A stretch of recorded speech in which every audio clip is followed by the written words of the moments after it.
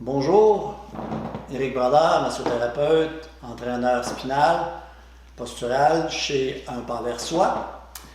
Vous pouvez aller voir les pages Facebook de Un Pas vers Soi ou ma page personnelle Stress Solutions, où je mets plein d'informations pour le stress et comment moins subir les conséquences du stress. Donc, dans le cadre de l'arrêt de travail à cause du coronavirus, on vous offre ces capsules.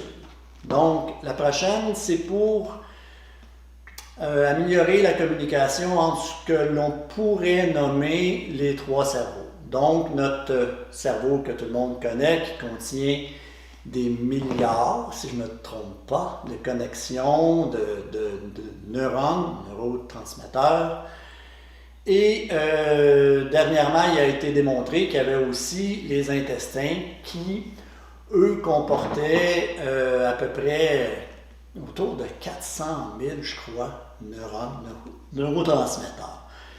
Ce qu'on appelle le second cerveau ou le cerveau entérique.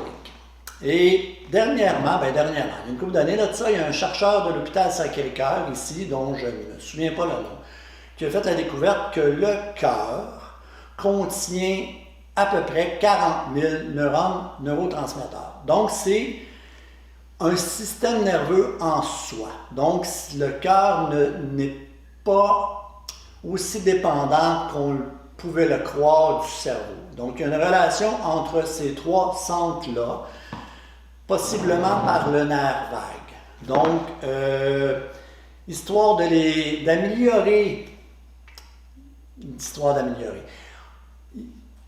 Ce que je vous propose, c'est possiblement que ça peut améliorer. Alors, ce que je vous propose, c'est de faire un contact main-front, main-cœur, de prendre des respirations dans cette position. Par la suite, front, ventre. Vous prenez une série de respirations comme ceci, à peu près 3 à 10 respirations ici, 3 à 10 respirations ici. Même chose pour celle-ci.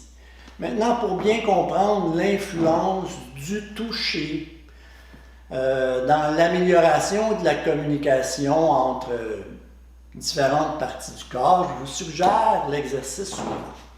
Donc, vous êtes assis, vous êtes debout, vous amenez votre bras à l'avant et sans tourner votre cage thoracique, vous faites simplement qu'amener votre main dans votre maximum d'amplitude. Une fois que vous avez atteint le maximum d'amplitude, allez regarder, puis prenez un repère dans la pièce jusqu'où ma main va. Par la suite, vous revenez ici, vous faites la même chose de l'autre bord. Vous allez venir gratter votre poignet. Donc, on gratte le poignet assez pour réveiller le sensoriel de cette région-là. Une fois que vous avez mis plus de sensations au niveau de votre poignet, vous fixez votre cage thoracique, votre bassin, et vous retournez dans votre maximum d'amplitude de mouvement. Et vous observez, est-ce que vous avez eu un gain?